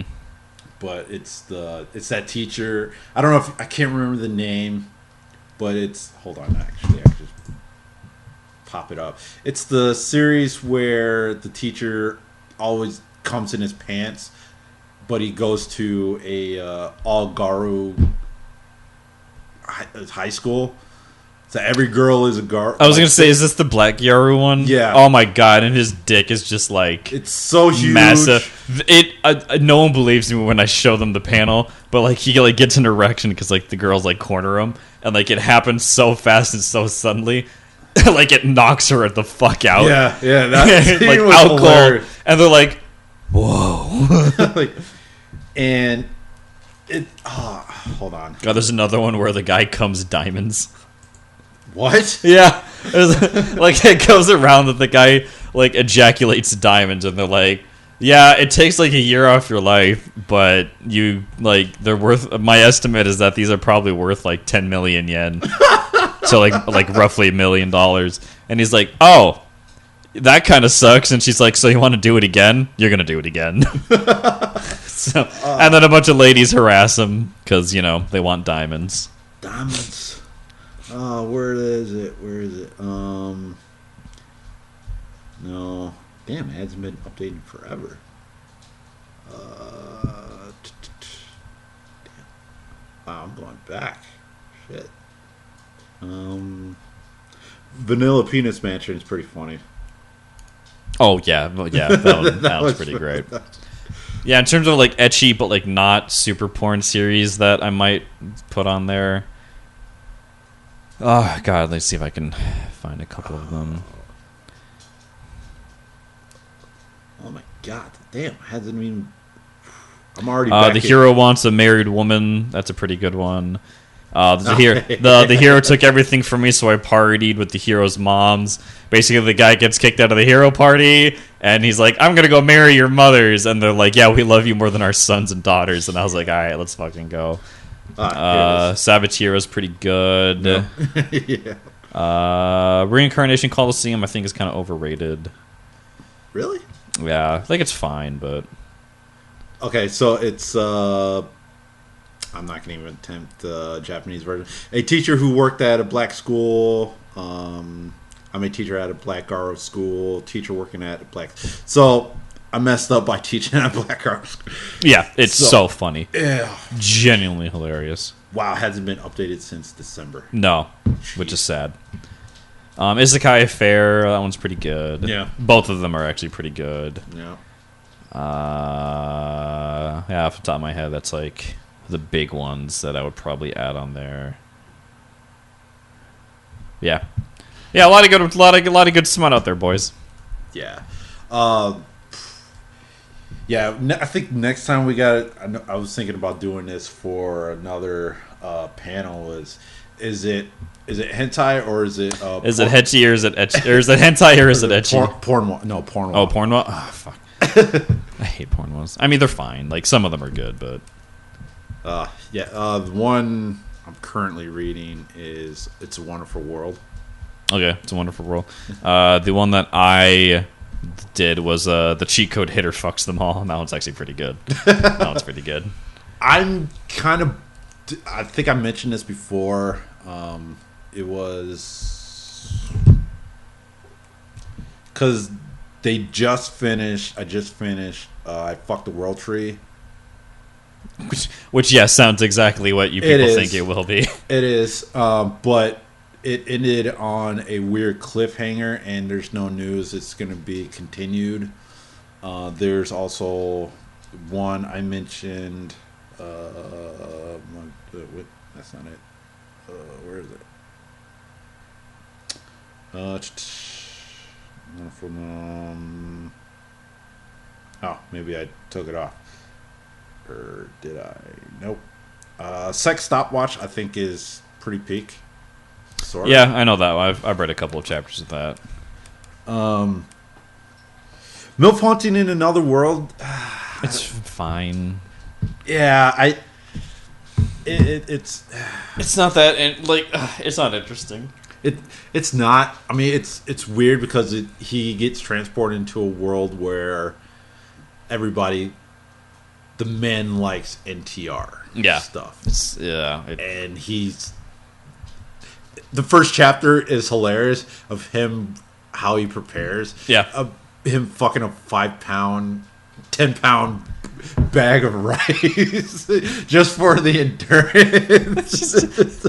Have you ever seen videos of like those Tibetan monks that like dip their hands in rice like over and like 1,000 times to like get calluses? It's kind of like that. But the way he went into that other world, it was hilarious. It's just basically straight up, the dude just comes in with a fucking axe. It's like, well, do I stay here and get murdered, or do I go into this world that I don't know? That's basically me. I'm like, I know I've said it in the past, I don't want to get isekai'd, but if I'm in that situation, well, here comes a new world. Speaking of isekais, I've seen the first episode of Suicide Squad in that. I'm still on the fence on that. That's the one that I know a lot of people were hyped for, and then I think it's like episode 4 now, and no one gives a shit again. Yeah. Which is sad. I thought it was going to be a fun project, but to be fair, I also don't really care that much for the Suicide Squad anyway. So, I mean, the only good thing about that is probably the design of Harley Quinn. Yeah, that's where a lot of the budget and time has gone, let's say. Yeah, I mean, I'm surprised Rick Flag wasn't in this. I mean, they had this other guy. I never heard of it, but then again, I'm not a big Suicide Squad. Yeah, I don't know anybody outside of Teen Titans, the Bat Family for the most part. Yeah, and that's it. You know, God, anyone remember? It's a fucking tangent now that you mentioned both Teen Titans and the Bat Family. Anyone remember that episode of Static Shock where Batman rolls into town and then Static is like, "Hey, yo, Batman, where's Robin?" And he's like, "Oh, he's with the Titans." Yeah. And then he's just like, "Yo, who?" And then they just glance off that, and I was like, "You're all in the same fucking universe? What?" Yeah. Excuse me? We just had the greatest bombshell of my fucking childhood ever dropped? Yeah. Oh, something that popped in my mind. Sure. So I thought about this because I saw something on Reddit. Sure. That sparked this in my head. So if you could go back, oh boy, and rewatch a film, you know, live all the hype and watch it in theaters, what would it be?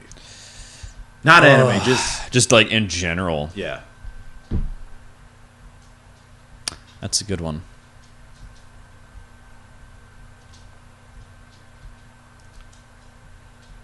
Probably Spirited Away. Really? No. Okay. I can't think of like a lot of movies that have like done much for me, but yeah, Spirited Away is one I would love to see for the first time again. Okay. Yeah, mine was Transformers. Like the Michael Bay one? Yeah. Really? The first one. Yeah. Okay.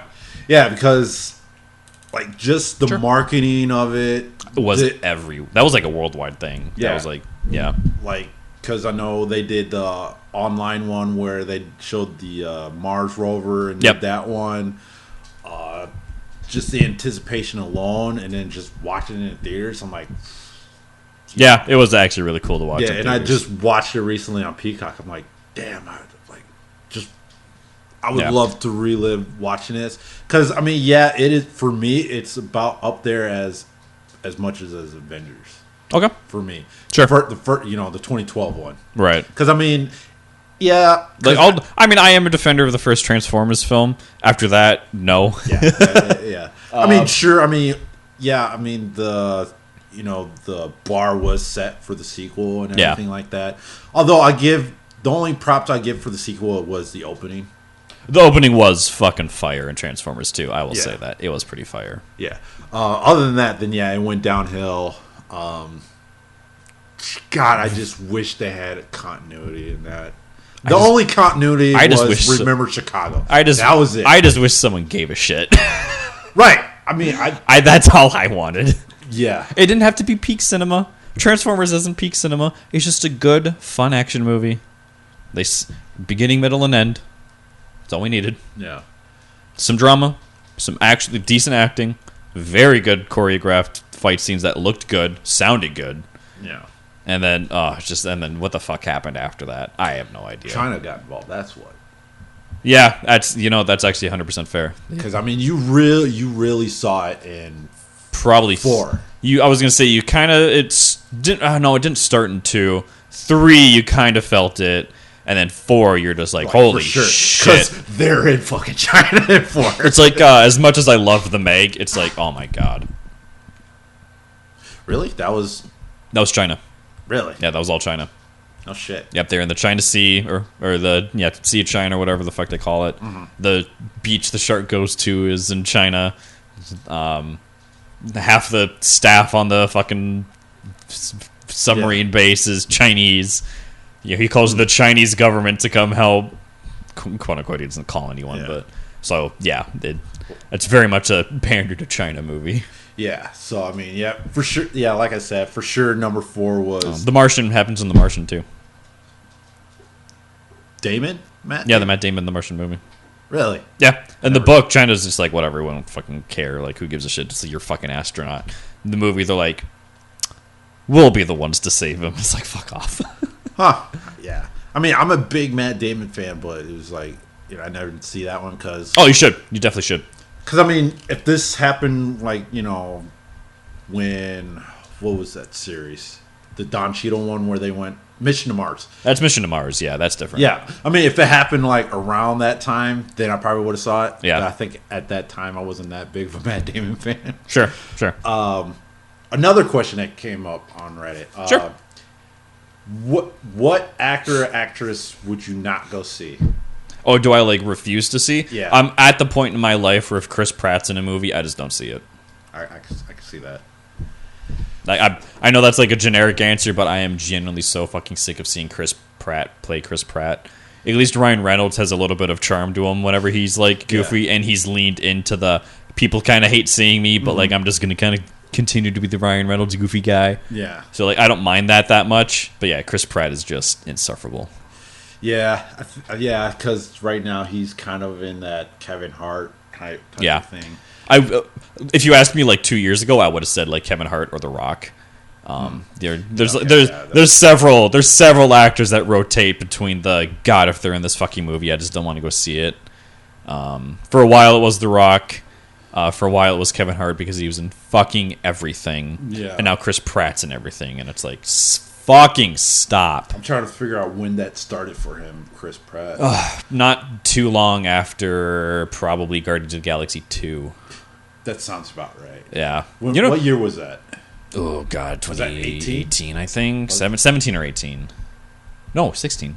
A little while ago. It's been happening for a while. Yeah. And then Jurassic World hit, and oh my God, then it got worse. Somehow got worse. And it was already bad up to that point. But like, fuck, dude. You know who I do want to see in more movies that I wouldn't mind seeing more? Ryan Gosling. Put that man in more fucking movies, please. He's in a decent amount. At least one a year. Yeah, he's in a decent amount, but I want more of the guy. Like, I think he's phenomenal. Yeah. He has this thing called range where he can play different characters. Yeah. I'm not watching the screen and going, oh, Ryan Gosling is playing Ryan Gosling again in this movie, but he's actually called something else. No, like he's different in Barbie. He's different in a movie called Locke. He's different in the fucking Blade Runner movie. Like, these are all different characters, and he plays them all very, very well. So, like, let's put actual good actors in fucking movies, please. Yeah. See, right now, no, because I haven't really seen that many movies. Sure. Not like super into the whole paying attention to who's and what kind of thing. Well, I mean, I kind of do, but at the same time, it's like there's nothing that you want to watch. Yeah, that's my issue too. Is like there's like 3 movies that come out here where I'm like, I'll watch it. Right. Like, I'll keep an eye on the film festivals and stuff. Like, and then I'll pick up some of the stuff from film festivals because they often have some interesting shit. Mm-hmm. But in terms of like mainstream, like it's advertised everywhere. Like maybe 2-3 movies. Yeah. So I mean, when I was young, I kind of refuse to see anything with DiCaprio on it. Okay. Yeah, that's fair. I think that's fair. Up until like all the movies he's been in, what is like Eating Gilbert Grape, Titanic just made it fucking worse. Yeah, Titanic, Romeo and Juliet. Yeah, didn't care for it. Catch Me If You Can. So, no, see, Catch Me If You Can was dope. Okay. I like that movie, but I can't remember when I seen it. Sure. So up until The Departed, didn't watch anything until I saw The Departed. And it's like, holy shit, I like this guy. This motherfucker can act. He's not. He's out of that whole, pretty boy phase. Thing. Yeah. Okay, I can see that. I can see that being a good. Much like Robert Pattinson. Yeah. And Zac Efron, like. I won't say Zac Efron yet. He still kind of plays just Zac Efron-esque characters. It depends. Yeah, it kind of depends. I don't think he's a terrible actor. I think he's a good-looking guy. I think, if you throw him into a movie, you'll get the sex appeal. But yeah, no, Robert Pattinson, like, I remember when they, like, cast him in The Lighthouse, I was like, God, this is going to be ridiculous. And he was, like, the best fucking actor, somehow over Willem Dafoe, who's also just phenomenal in his own right. Yeah. I'm like, holy shit, what the fuck happened, bud? You can, like, act. So, I mean, Great voice actor, too, if anyone hasn't seen The Boy and the Heron. He plays the Heron in that. I don't think I heard of that one. It's the latest Ghibli film. Oh, okay. Yep. That's probably why. Yeah. Phenomenal in that. I actually think he's a phenomenal voice actor. But yeah, Leo up until The Departed. Sure. Actually, I think it was the same way with... it was pretty much like Matt Damon and Ben Affleck. Same thing. Okay. Would not watch anything... Basically anything that any actor or actress that came out of New Jersey, fuck you. Just like get the fuck out of here. Fuck you. I mean, that's fair. With the exception of Kevin Smith. So I like Kevin Smith. I've never seen Clerks, but sure. I like Dogma. Hilarious. Yeah, Dogma's great. Actually, no, that was pretty much it. Because I think now I would not watch anything that Kevin Smith does. Okay, like writing, directing, anything like involved in most ways. Okay, no, I can feel that. Now I'm saying this out loud. Like other than Dogma, I would probably not watch anything Kevin Smith. No, he kind of had that niche. He did what he did at a good time. Yeah, and unfortunately, he's like, I can keep doing that, and I'm like, you really can't, bud. Yeah, like, it's not. 90s was a good decade for you, yeah, and what he was doing. Because Mallrats has a cult following. Clerks got a good. Clerks has the most obnoxious cult following. Did I say Mallrats? Yep, Mallrats. Yeah. Yeah. So I mean, Dogma's like I think his best work. It is. He did Tusk, right? Yeah, he did. He did Tusk. Sucked. What was the one after that? Didn't watch it. Didn't pay attention. Didn't give a fuck. It was basically the one I know we talked about. It was for his kid and Depp's daughter. Oh yeah. I'll think of it later, but I don't want to put any more brain power into it than I already have. Yeah, so I don't give a shit. So now I think about I'm kind of glad he didn't do the Batman or whatever he was gonna do. Yeah, he was doing some comic book movie. No, he was going to do Batman. Was he? I don't remember that. He was, and then he dropped because originally it was going to be Ben Affleck, and then they went to Kevin Smith. Sure. And he dropped out, and then that's why we got the one we got now. Okay. But yeah, going back to like anything Ben Affleck, Matt Damon, didn't really care because I never seen Good Will Hunting, didn't see Geely, Jersey Girl. Geely sucks. Any of that shit. I'll defend Good Will Hunting. That's a phenomenal movie.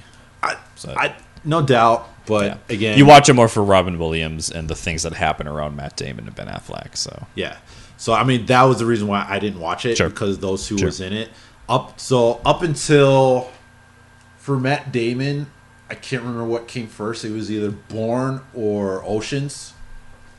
Whenever those two, I'm pretty sure Oceans. So when Oceans came out. And I saw Matt Damon in a comedic role. I'm like, he's pretty good. He's pretty funny. And then Bourne came out. I'm like, holy shit. This guy can actually do stuff. I like Matt Damon now. For Affleck, I want to say it was The Town. Okay. The Town was good. I do enjoy The Town. I could have swore there was something before that, but for sure, I know for sure it was The Town. Yeah, what would have been like a serious role for Ben Affleck before The Town? Not getting anything off the top of my head. Yeah, I don't know. But either or, yeah, as soon as I saw, any Matt Damon or Ben Affleck or movie. Yeah. Matt Damon and Ben Affleck kind of became the Owen Wilson, Ben Stiller of Hollywood, which is such a weird shift if you think about it. But yeah. I mean, I know they're best friends and all, but they need more movies together. At least another one. Because I know Owen Wilson and Ben Stiller, or no, Ben Affleck and Matt Damon. Matt Damon and Ben Stiller. Fucking. You got me fucked up. Yeah, I know. We just crossed Owen Wilson and Matt Damon need a fucking. I mean, they do. They do actually. But Matt Damon and Ben Affleck, need a movie together. Yeah, because I know we're getting the Wolves with Clooney and Brad Pitt together. Yeah. That's going to be hilarious because I haven't seen them since Ocean. Long time. I think they worked so good together. Yeah. So. I'm generally sad George Clooney didn't have a fucking cameo in Bullet Train in some capacity. I was like, Brad Pitt and a fucking leading role again. You're not just going to put George Clooney as an assassin on the train who's like, no, you're good. I'll let you do whatever you want. It's fine. So, like, I'll sit aside. So, yeah, So, yeah, one thing I wish I would see happen, and I know it's weird to say this, but I would have loved to see Will Smith in The Matrix. I don't think I would have, honestly. I don't think I would have. Really? I don't think he could have done it, to be honest. Not that Keanu was phenomenal or anything like that. But yeah, I would love to see him originally cast as Django. I would have fucked with Django. I think he could have done Django. I mean, not saying Jamie Foxx didn't do a good job. Oh God! Like if you're gonna cast anyone for that role, Jamie Foxx is was written for him. I do think Will Smith possibly could have done the role justice. Yeah. If not him, then in the movie as who does Sam Jackson play in Candyland? The fucking butler. Oh, I think that would have been a really fun twist of like. Oh, the wholesome, fun Will Smith that we all know is kind of a piece of shit. I think that would have been fun. But yeah, as soon as I saw Sam Jackson playing that character, I was like, oh, he's just gonna be a piece of shit. He's gonna be a dick. Yeah. So I think that would have been a fun little thing. But I had another one in my head I was gonna mention, but I can't think of it. It wasn't Will Smith, but it was another person that should have played a certain character. Yeah, there's a handful of situations I've seen like that. The only thing I'm curious about, I would love to see it because the Gladiator 2 trailer just dropped. Yeah, I wish back then they did the whole underworld with Russell Crowe in that aspect. Yeah, I think that would be cool. Because they were originally going to do that. That was an original plan of that. Yeah, but this one, I don't know. Because I don't know who to root for because Pascal is in it. Yeah, I know, and I love Pascal. And it's like, who do I root for? Oh, America's sweetheart. We love Pedro. Yeah, I'm kind of bummed that Desmond Hughes is not going to be. I think that I'm pronouncing his last name. Something like that, yeah. He's not on it because scheduling, and I had to go between him and the timing of principal photography for Gladiator, and I guess he was filming Day One, Quiet Place Day One. Dude, you gave up Gladiator 2 for a fucking Quiet Place sequel? Come on, dude. I think that's what it was. Come on. I think it's Day One, Quiet Place Day One. Like, they had the cat in the trailer, and I was like, you're going to fucking kill the cat. Like, I don't even need to see the movie. I know what the plot is.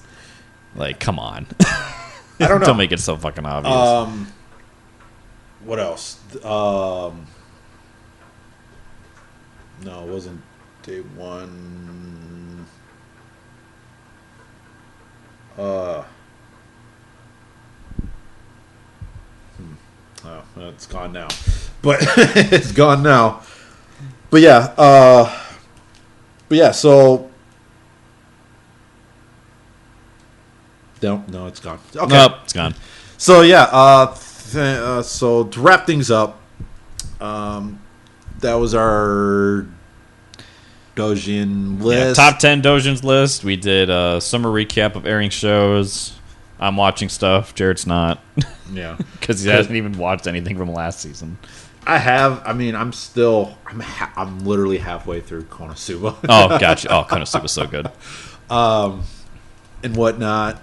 So I think the next on the docket would be Tokyo Treat. Yep. Probably do a live watching that same day. Still 2 months away from another pull. What have you? Oh, yeah. Already got this month's booster box just sitting and waiting. So Gotcha. but we'll keep you updated on how much we're gonna. Or I think I kind of gave it away last time. Maybe. But we'll keep you updated when that happens and whatnot. So look for that towards the end of September. Yeah. So until next time, we'll try to keep this afloat and give you, some audio Audio-only experiences. Yep. Oh, god damn. Oh, he's got the hiccups. We gotta go. We gotta go now. All right. Until next time. Goodbye.